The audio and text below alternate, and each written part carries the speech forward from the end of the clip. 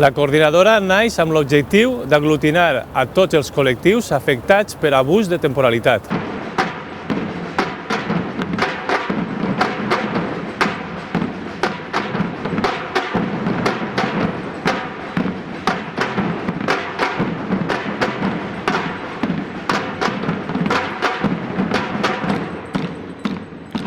El Tribunal de Justícia de la Unió Europea va sentenciar el 19 de març del 2020 que les administracions públiques espanyoles havien abusat de la contractació temporal, ja que no es pot cobrir necessitats estructurals i permanents amb personal temporal.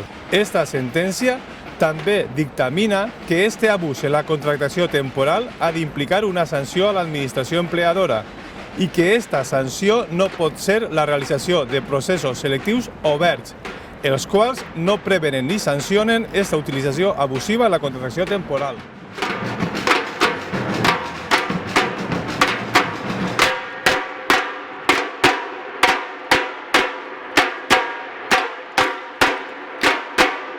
Reclamem la conversió dels contractes temporals en abús de temporalitat en contractes indefinits com a mecanisme de sanció a les administracions incomplidores.